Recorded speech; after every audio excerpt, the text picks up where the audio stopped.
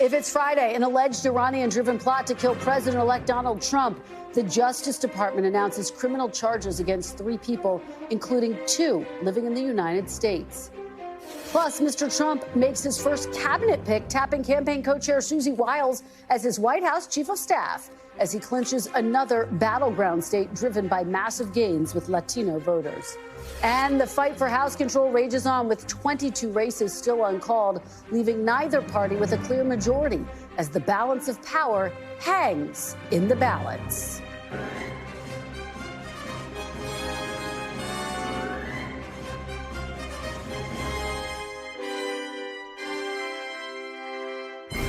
Welcome to Meet the Press Now. I'm Kristen Welker. We do have a lot to get to with President-elect Trump's transition now ramping up, but we do begin this hour with breaking news as the Justice Department says it foiled an Iranian plot to kill the president-elect.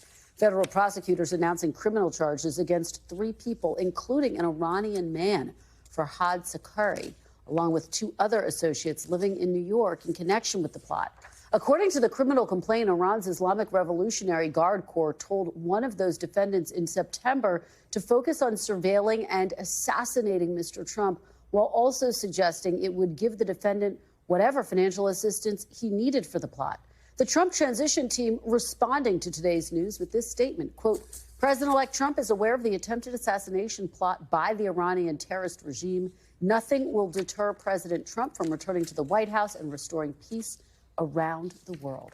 NBC News law enforcement and intelligence correspondent Tom Winter joins me now. Tom, thanks for being here on this developing story. So let's break down what we know so far. Just how advanced was this plot? So it's a little bit unusual, Kristen, because sometimes we hear about, well, the FBI became aware of a specific plot.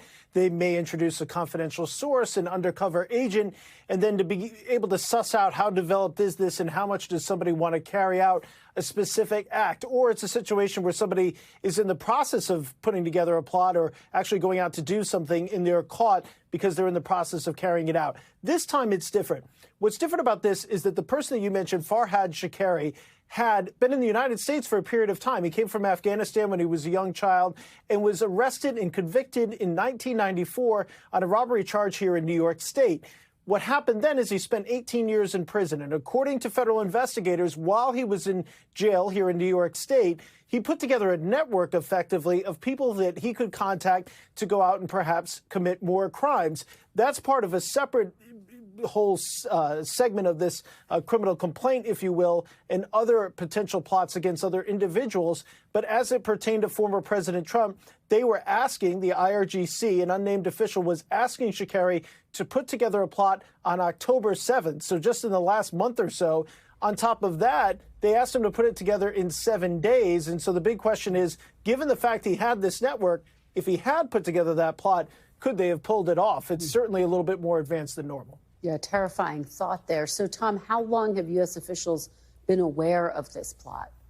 So he starts talking to the FBI back on September 30th. So this whole window here is pretty compressed as it pertains to his discussions with the FBI. Sakari's talking to them because he's hoping, at least according to the federal charging documents, that he can get somebody else he knows in prison a reduced sentence by Sakari's cooperation. It's not clear at all that that would have been the case. But there's 5 separate conversations, including a conversation that allegedly occurred yesterday. In the course of those conversations, Kristen, that's where this murder for hire plot comes up. Now, according to the complaint, they say, quote, he claimed that he did not put together the plot, or at least would not have done it in the 7 days required by the IRGC. Interesting fact, Iran thought that Trump would lose the election, so they thought his security would go down after Election Day, at least be stepped back.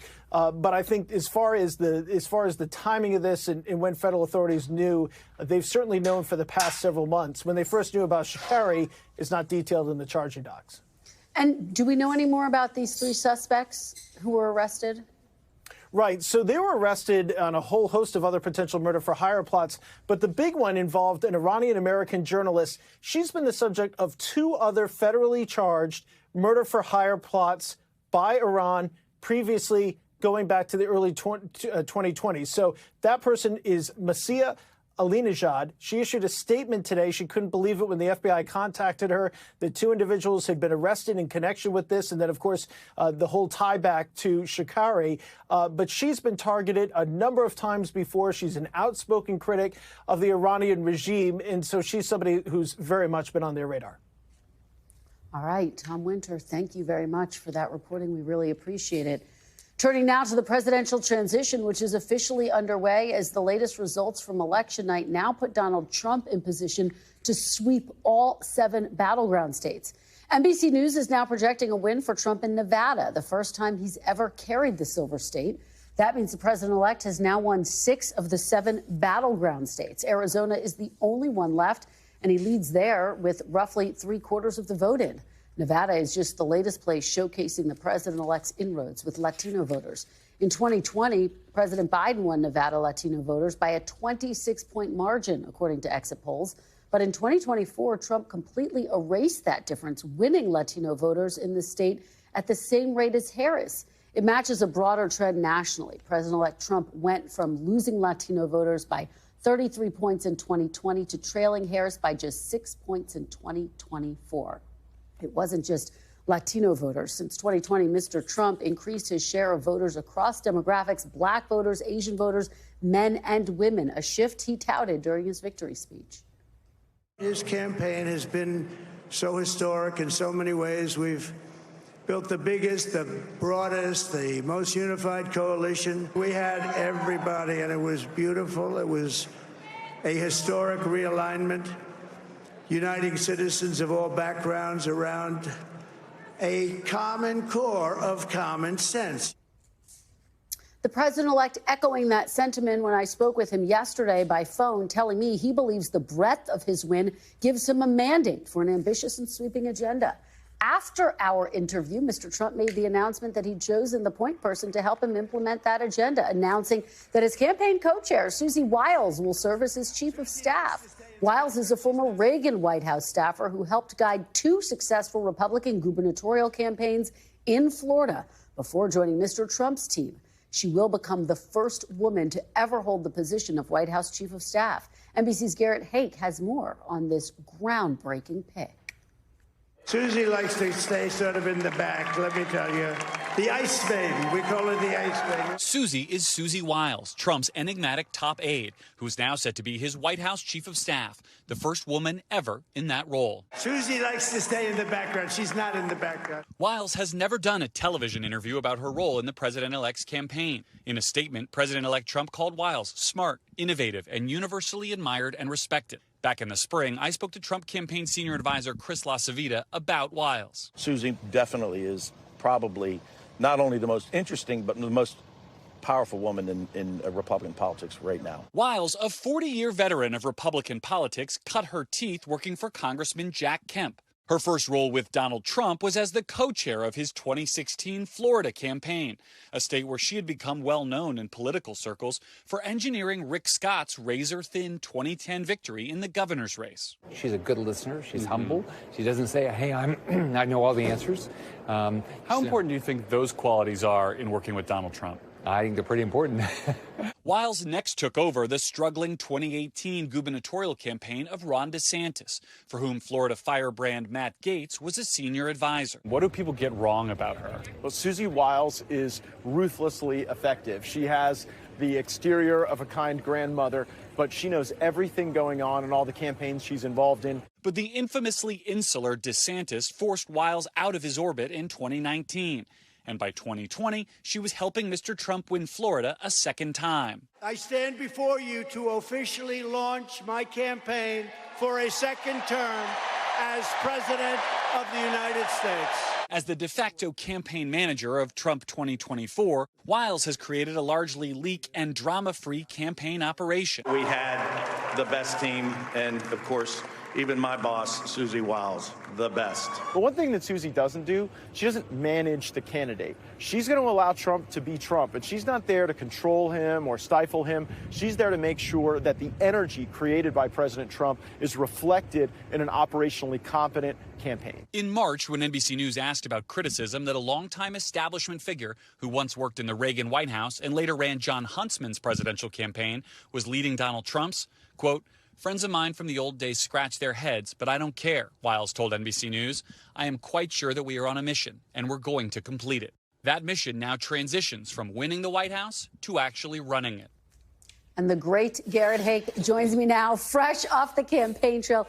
Garrett, congratulations on an incredible job covering the campaign. You really were extraordinary. Let's talk about Susie Wiles. I've been talking to a lot of sources. They are cheering this move.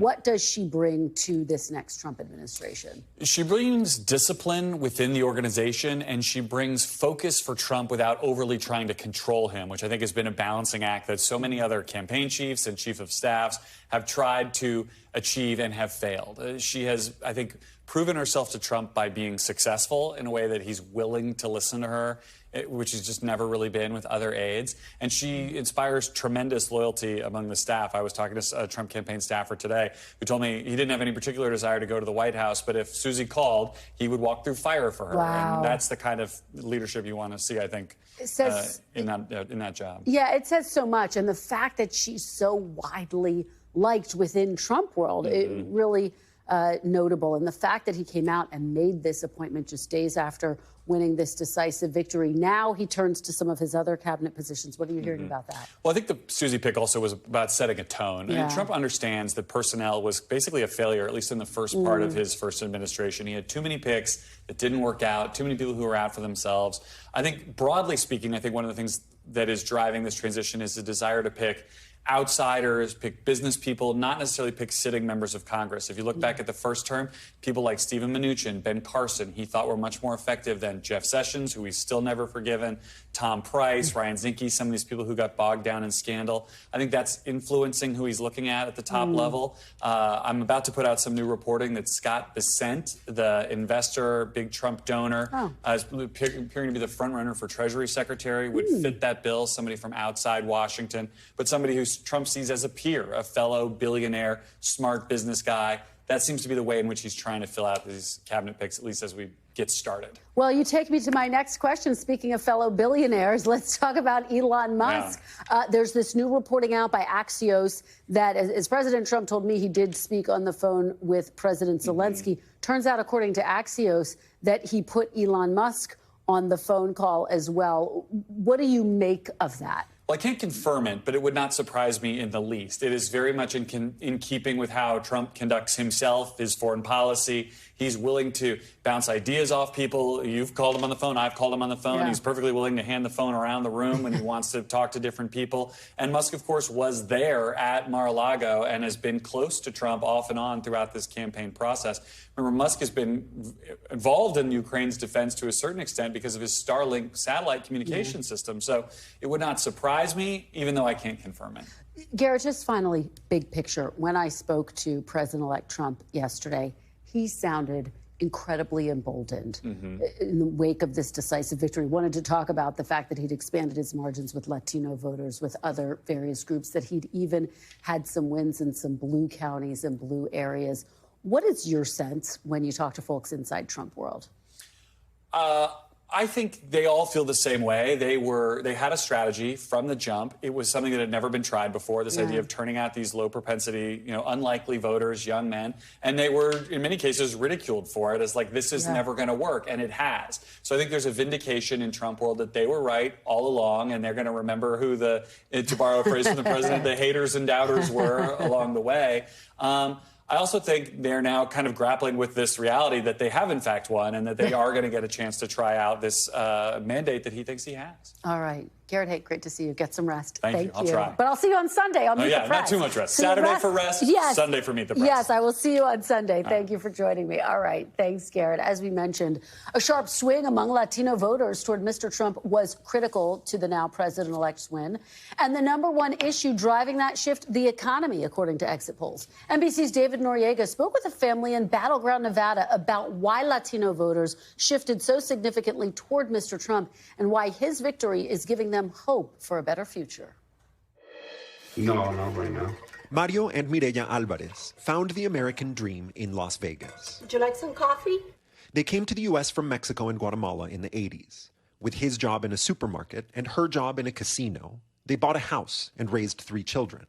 Now they wonder if their kids and grandkids will inherit that dream. Is it still possible to do that for the younger generation? That's my main concern right now. What's going to happen to our new generation? Nowadays, they're not even able to move out of their houses anymore because everything is so expensive. Life wasn't expensive as it is right now. We first met Mario back in February when he was seriously considering a vote for Donald Trump. He was undecided with previous votes for George W. Bush, Obama, Hillary Clinton, and Biden.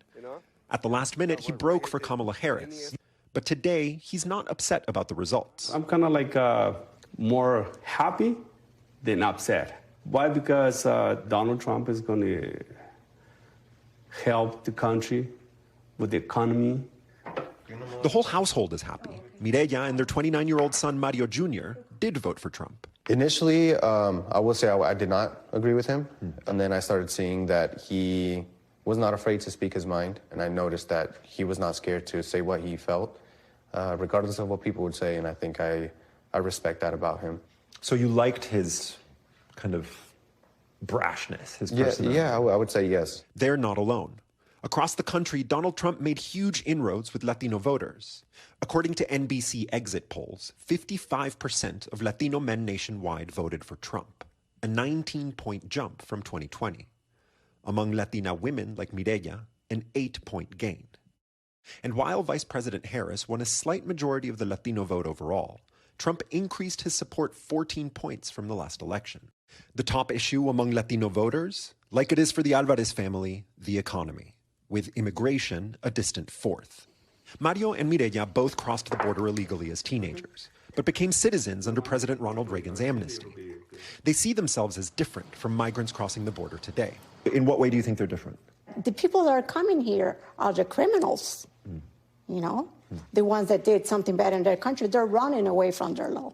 Despite having close family members who are undocumented, Migrant invasion. they don't believe they'll end up in Trump's crosshairs. When you hear Trump promise mass deportations, do you worry about them? Yes and no, because the ones that I know, they're doing good. They're not breaking any laws. I believe he's going to start deporting all the bad people. Trump won over the Alvarez family and many like them. Whether the economy improves and who exactly he chooses to deport may determine if he keeps them. My family is Latino, and a lot of them are immigrants. But at the end of the day, we're American. And joining me now from Las Vegas is NBC's David Noriega. What an extraordinary piece, David, extraordinary interviews, really well done. So let's talk about the fact that the economy is the top motivating factor. It is something that really, quite frankly, cut across all racial, socioeconomic backgrounds. This is the number one issue for voters. Yeah, Kristen, and a lot of the factors here have been developing for a long time. The cost of housing, for example, is an important one to consider, particularly here in southern Nevada. But the most recent and arguably the most, consequential factor to consider is the pandemic. Las Vegas is a service industry town, right? The way one union official described it to me is this is basically a factory town, and the factories are the hotels and the casinos you see behind me. That sector was hit particularly hard by the pandemic. So the people that I've been talking to in Nevada all year, the last 4 years haven't been good for them. Their workplaces shut down. The price of goods went up. The price of housing was already going up dramatically. The cost of childcare, everything. It was just harder and harder to make ends meet for regular working families. And that is a huge driver in what we saw on Tuesday. And like you said, not just with Latinos, but with almost every demographic group. Just fascinating. And one of the most fascinating parts of your report, David, was when the family said that, yes, they had actually come here illegally during the Reagan administration. Now, of course, they are here legally, and they see this very sharp distinction. Does that sort of match what you are hearing from other Latino members of the community there? Yeah, Kristen, I've been hearing that all year from sort of swingy Latino voters, Trump-curious Latino voters, if you will, many of whom wound up, pulling the lever for Donald Trump. They'll define it differently, but pretty consistently when you ask, are you worried about mass deportations, what they'll say is that they don't believe it applies to them. Who they think it applies to, again, varies from person to person. The other important thing to consider here, Kristen, is that, a majority of Latinos did vote against Donald Trump. And for every family like the Alvarez family, there are others who are now deeply worried, deeply concerned about what is in store for them and their loved ones with the second Trump administration. All right. Well, it's a great report. David, thank you so much. We really appreciate it. And before we go to break, we have an election update. NBC News can now project that incumbent independent Senator Angus King will win re-election in Maine.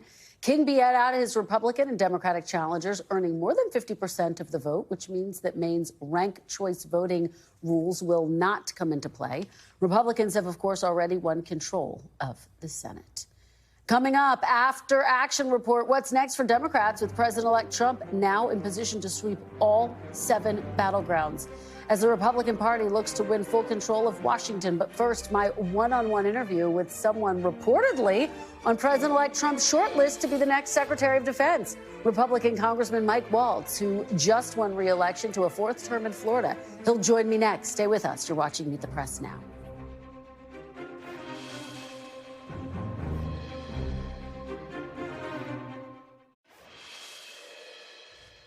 Welcome back. As we've said, the presidential transition is now underway, and there are both policy and personnel decisions being made right now by the president-elect's team that will set the tone for how he starts his second term in January.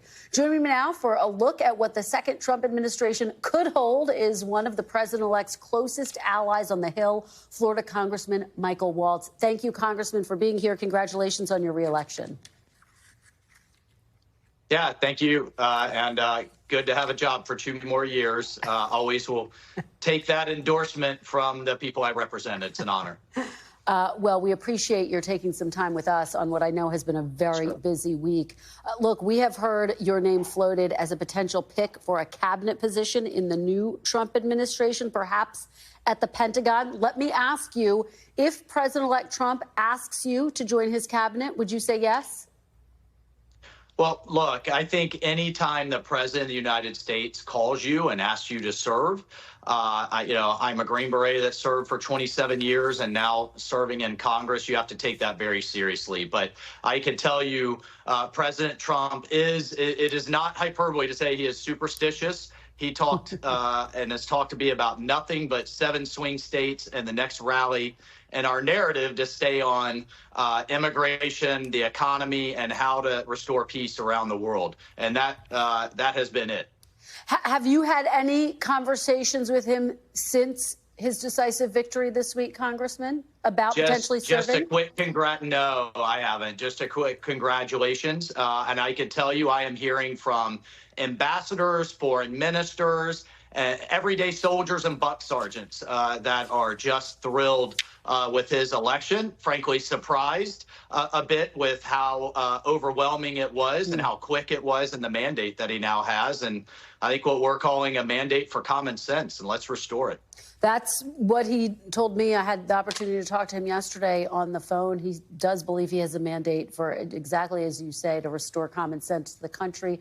Those were his words as well. Let me ask you, both of Donald Trump's 2 previous confirmed secretaries of defense, as you know, Congressman, have had some tough words for him after they left office. James Mattis, for example, said he lacked mature leadership. Mark Esper called him a threat to democracy. Would it give you pause to fill the role left by 2 men who had such harsh words? Well, frankly, one was fired, and you rarely see kind words in the wake of that.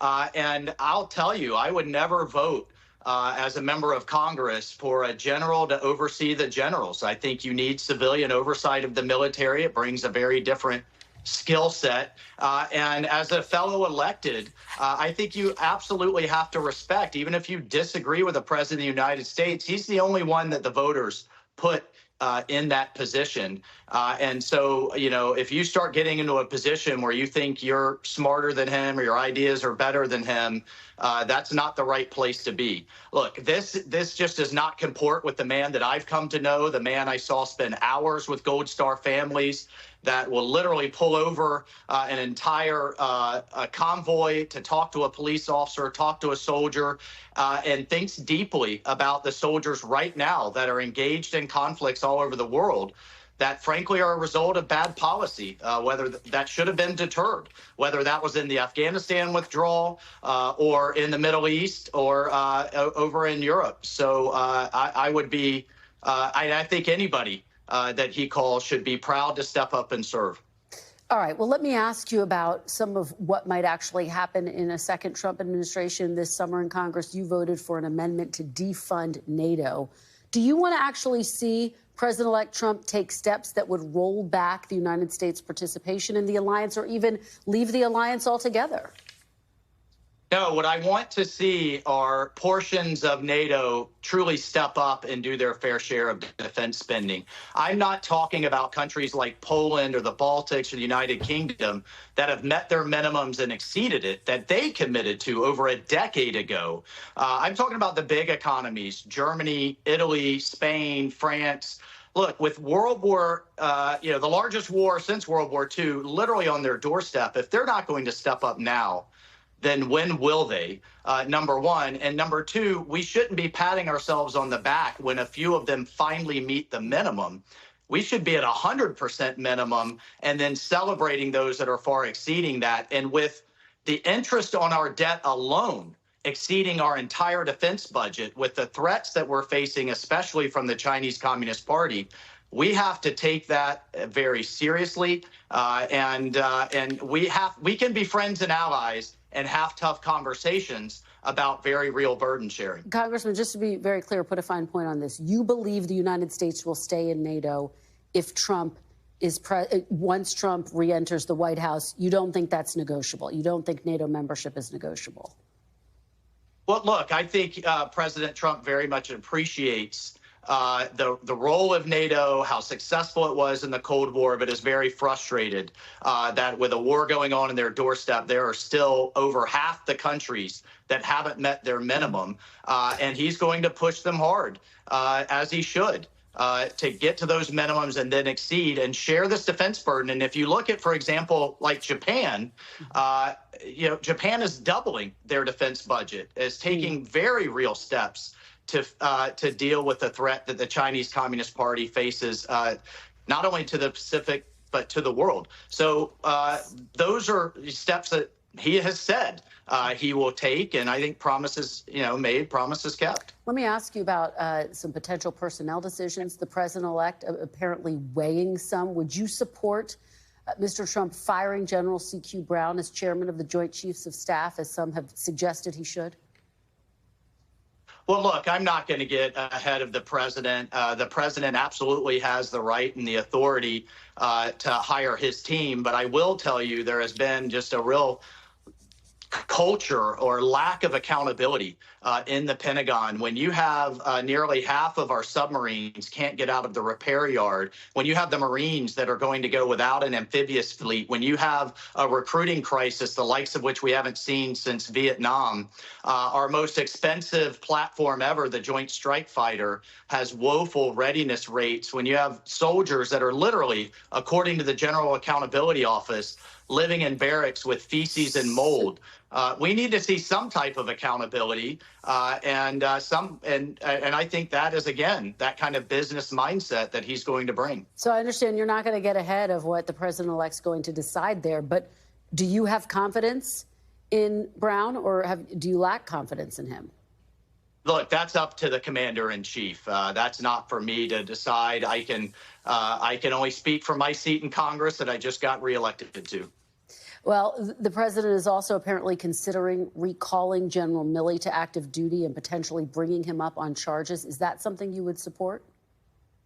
I don't. I haven't heard any conversations in that regard. I think the president is very much looking at how do we rebuild our shipyards? How do we rebuild our Navy? The Chinese Navy is now larger than ours. Kristen, you'll remember just a few years ago when everyone was mocking and making fun of the Space Force. And I think we have seen now that you cannot be number one on Earth if you're number two in space. Our entire economy is dependent on those constellations. And the Chinese and Russians have developed capabilities to literally send not just our military, but our entire economic system into the dark ages. Those are the threats that we're focused on. And of course, we'll be focused on the border, which is wide open. When we just arrested 8 ISIS operatives in 3 different cities planning to attack us again, these are serious threats that we have to get our arms around very quickly.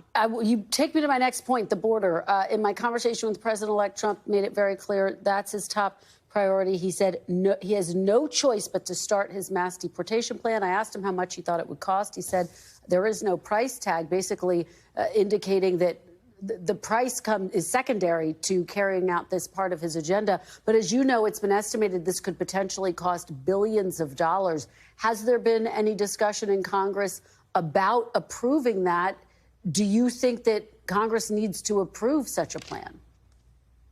Well, I'll tell you what's costing us billions is the tax, is the weight of this illegal immigration surge on government services, on our schools, on our hospitals. I just talked to a homeless veteran who said how many hotels are full of illegal immigrants, and yet he's literally was a homeless veteran.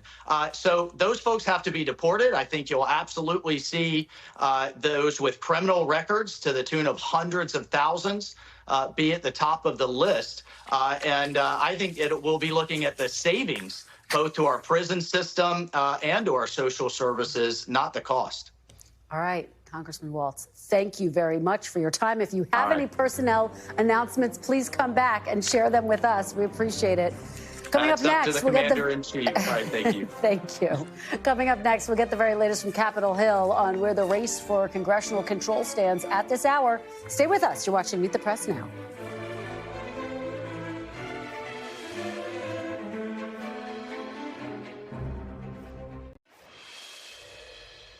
Welcome back. Control of the House still remains up for grabs with 22 races remaining uncalled. Republicans are only 6 seats away from the magic number of 218 as they inch closer to control over both chambers of Congress. And right now on Capitol Hill, Vice President-elect J.D. Vance is back for the first time since the Republican ticket won on Tuesday night. He ignored questions from reporters, but we will bring you any news from that visit as we get it. NBC News senior national political reporter Sahil Kapoor joins me now. Sahil, thanks so much for being here. So which races are you watching most closely now? Yeah, it's pretty striking, Kristen. The presidential race was an absolute blowout. Republicans handily won the Senate because that came down to red states, and we still don't know who's going to control the House of Representatives. Republicans, I should say, just needed to hang on to their narrow majority, and that is proving to be tougher than they realize. Now, the state of affairs so far, Republicans have 212 seats. That's really 213 because one of our uncalled races pits 2 Republicans against each other in the state of Washington, so they need 5 more. Democrats have 201 seats. There's some trading going on here. Republicans have flipped 6 seats in places like Michigan and Pennsylvania, whereas Democrats have flipped multiple seats in places like New York. What do Democrats need to do to ultimately pull this off? They're certainly the underdogs, but there are a couple of things. Some races that I'm watching include Democrats in difficult districts that Donald Trump carried at least last election. People like Marcy Kaptur in Ohio, representatives like Jared Golden in Maine's 2nd Congressional District, Marie Gluesenkamp-Perez in a Trump-leaning district in Washington. All of these Democrats are defying gravity at this time, and they're leading their races. Are they going to be able to hang on? That's one question. The second is, can Democrats convert opportunities out west? In states like Oregon, there's 1 district there. Slow to count. Arizona, still 2 districts in the suburbs of Phoenix and Tucson where Democrats have opportunities to flip Republican-held seats. And there are 5 in California, Kristen. This whole thing could come down to California, where they're notoriously slow to count votes, but there are 5 Republican-leaning seats or Republican-held seats that Democrats have a real shot at capturing. Well, it's just so fascinating because, of course, we're so focused on the battlegrounds, but control of the House really does come down to these races in California and a lot of those seats in New York. How would a potentially razor-thin majority complicate either party's ability to govern, Sahil? Yeah, absolutely. I think first we have to consider how different it would be for Donald Trump dealing with a Republican-controlled House, even if it's a narrow majority. But it would be, Speaker Mike Johnson. It would be chairmen like Jim Jordan, who would be aggressively trying to advance Donald Trump's agenda with committee chairmanships and subpoena power. Imagine that, and then imagine, on the other hand, Hakeem Jeffries being Speaker of the House, controlling the floor, Democrats like Jerry Nadler controlling the gavels and using it to investigate the Trump administration. So that's one really important thing to keep in mind. But the other thing, Kristen, is right now it looks more likely than not that Republicans will have a narrow House majority, which will be a major constraint on Donald Trump's ability to pass legislation. The first time around in 2017, he came in with a pretty large House majority, and it was still difficult to get stuff done. We've seen how chaotic House Republicans can be when they don't have a lot of votes to spare. So they're going to have to get pretty much everyone in line, and the next midterm cycle, backlash politics kick in. Are these swing district members going to be submissive to the White House when they don't agree with them, or are they going to stand up to them? It's going to be fascinating to watch unfold. First, we have to find out how it all ends in the House. Sahil, thank you so much for your great reporting. Really appreciate it. Coming up after the break, a Republican Party emboldened, Democrats defeated as Washington stands on the cusp of a new era of leadership. It's been a pivotal week in U.S. politics. We'll delve into it with our great panel coming up next. You're watching Meet the Press Now.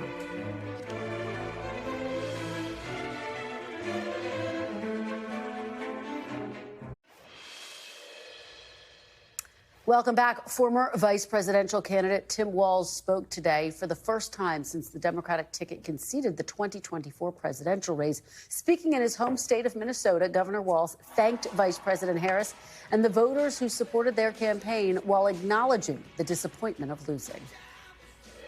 It's hard. It's hard to lose. It's hard to understand while so many of our fellow citizens people that we have fought so long and hard for wound up choosing the other path. It's hard to reckon with what that path looks like over the next 4 years.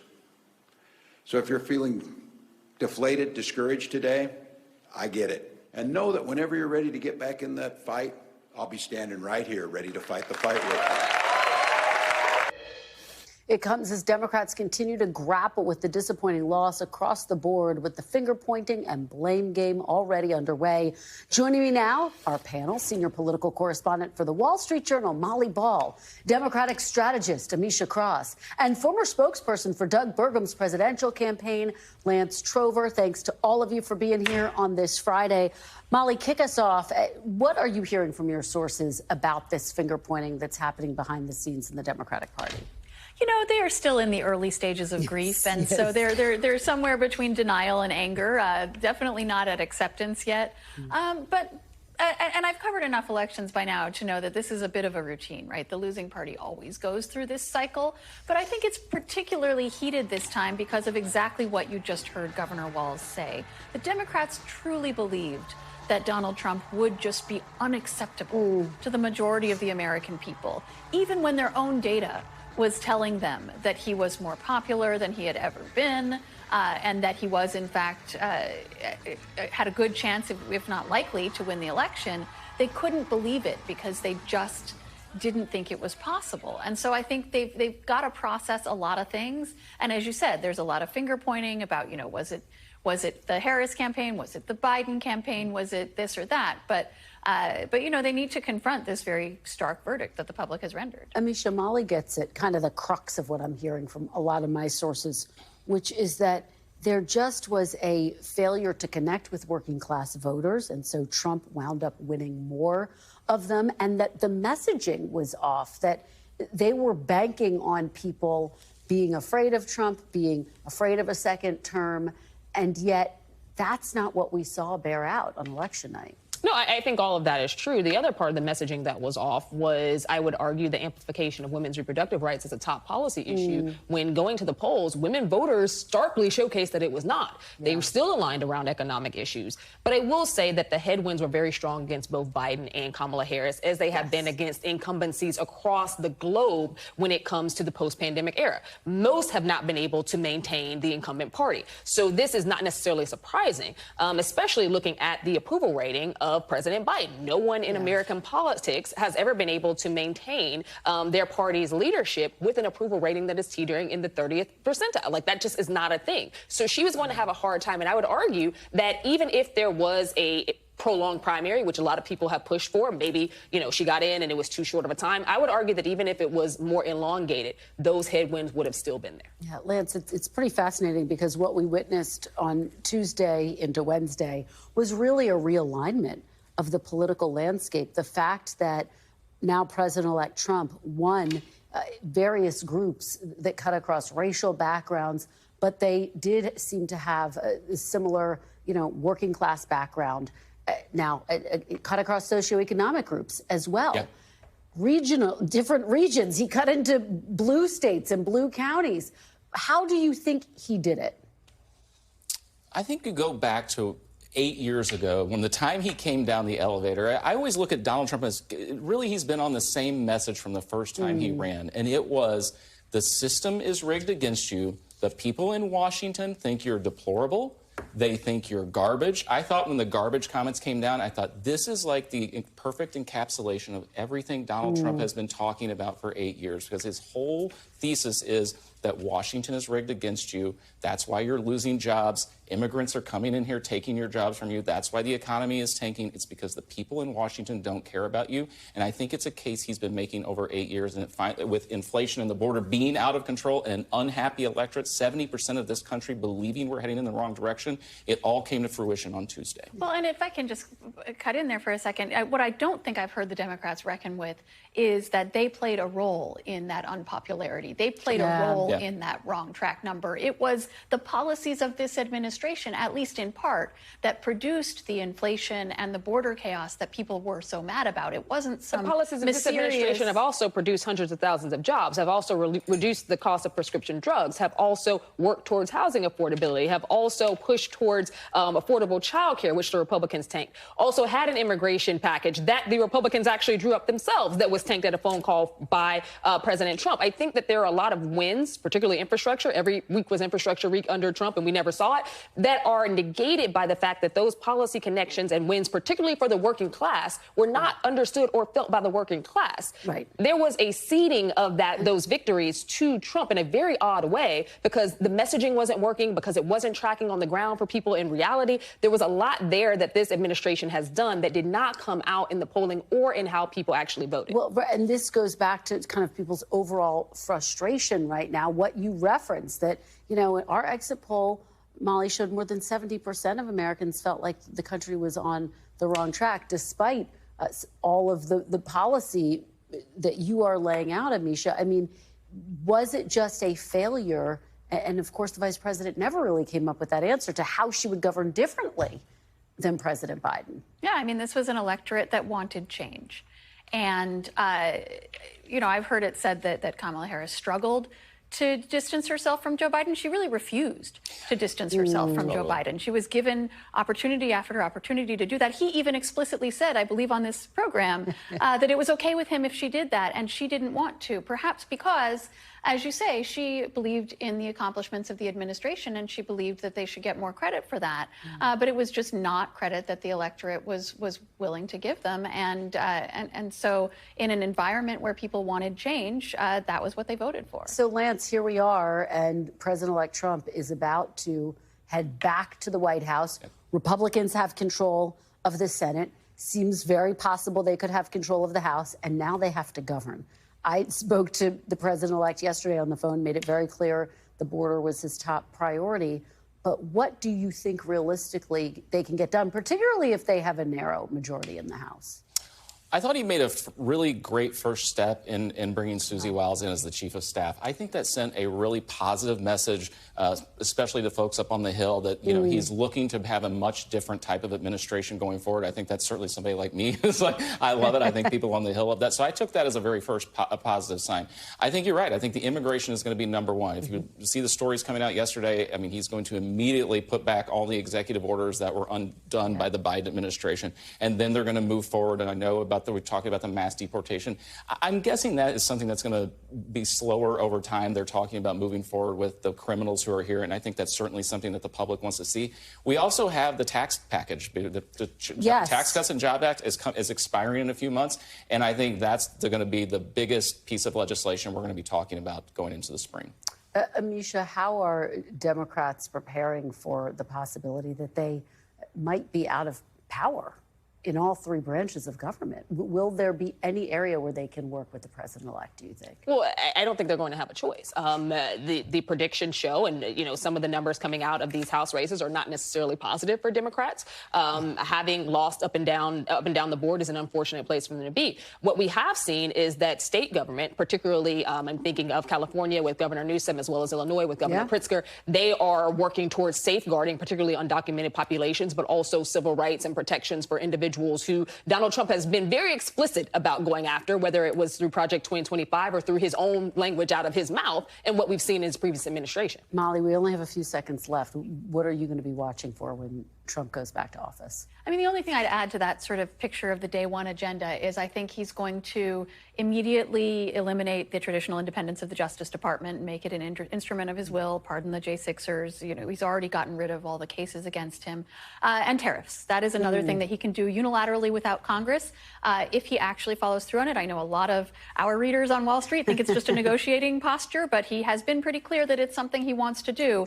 And so we're going to hear a lot of squawking, I think, from the business community if he goes through with that. We'll watch it all very closely. Thank you all for a very spirited discussion here. Appreciate it. Still to come, from the courtroom to the Capitol. We'll break down what happens to the sprawling set, as Molly was just saying, of criminal cases pending against the president-elect. Don't go anywhere. You're watching Meet the Press Now.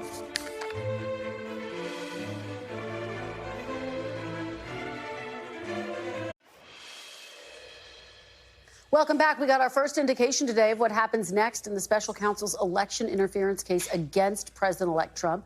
Jack Smith is now asking the judge presiding over the case to pause the proceedings until he can decide how exactly to move forward. It's likely the first step toward ending the prosecution of the now president-elect. It comes as the Justice Department is moving to wind down the federal criminal cases facing the president-elect before he takes office to comply with a long-standing DOJ policy that a sitting president cannot be prosecuted. But Mr. Trump is still scheduled to be sentenced later this month in Manhattan after being convicted in his hush money trial tied to his 2016 presidential run. At least for now, he is. NBC News legal analyst Danny Cevallos joins me now to help us break all of this down. So, Danny, thanks for being here. What specific actions are you expecting the Justice Department to take between now and January 20th? Well, we know they've moved to pause the proceedings in the D.C. case, which, by the way, I mean, there's been a lot of reporting that the Justice Department or Jack Smith is winding these cases down. But that terminology concerns me because I can assure you winding down doesn't appear in the DOJ's justice manual. They really are built for two things: moving forward with prosecution or appearing in court to voluntarily dismiss an indictment. But it does make sense to me that Jack Smith asked for a pause because you don't want all these deadlines to keep rolling up while they're considering what to do. But even that motion doesn't indicate to me affirmatively one way or the other that Jack Smith's team is winding anything down yet. More likely, they're pausing, they're reassessing. He's probably going to wait for orders from Merrick Garland on what to do next. But I expect it's ultimately going to be a binary event. Either they'll allow these cases to persist right up until inauguration, or they'll voluntarily dismiss them. And I rather think they're not inclined to voluntarily dismiss, but I could be wrong. Let's talk about the Manhattan case, because that's different. Do you think that Donald Trump will still likely be sentenced in Manhattan? I don't. I think it's likely that either the defense or even possibly the prosecution may move to adjourn this in the same way that Jack Smith did, to sort of see what the next steps are. But sentencing, it's very different in New York because he's already been convicted. And theoretically, he could be sentenced. And there are some academics out there who believe that constitutionally a president could be jailed. I disagree. I think the Supremacy Clause, especially with a state prosecution, prevents jailing a sitting president. But what if they try to imprison him and sentence him before he's president? What happens next? Then it's a law school essay exam question of possibilities, and it's just anyone's guess. But I think Now, I'm with the group that thinks that you simply cannot incarcerate a sitting president. The moment he is inaugurated, the jail cell doors open and he steps out. What about the case in Georgia, that election interference case in Fulton County? That's an interesting case. New York, procedurally, I can tell you that there's a motion to be decided, and the case might be dismissed in its entirety in New York, and there's a sentencing coming up. In Georgia, my belief is totally swapped, which is that I believe the Georgia case will eventually go away. But procedurally, I can't tell you now exactly how that will go. The reason I say that is that it's a big disaster. The case as it sits now has not been paused for any presidential reasons. It's supposedly moving forward. And where are we? It's been months since we've heard anything on the case, and it's still mired procedurally in a does the DA get disqualified or does she not? We're not even moving forward on substantive issues. And keep in mind, this is a courthouse that in its last major RICO trial took 8 months to select a jury, not to try the case. So everything is a procedural mess in Fulton County, Georgia, I'm sorry to say. And that mess inures to the benefit of Donald Trump. I don't know how, but I don't believe that the Georgia case will ever go to trial now. Danny Cevallos covering all of the different angles and legal cases for us. We appreciate it. Always great to see you. We will be back Monday with more Meet the Press Now. And if it's Sunday, it's Meet the Press on your local NBC News station. I'll have exclusive interviews with Senator John Barrasso, plus Senator Bernie Sanders. Do not miss it. The news continues with Tom Costello in for Hallie Jackson right now. Thanks for watching. Stay updated about breaking news and top stories on the NBC News app or follow us on social media.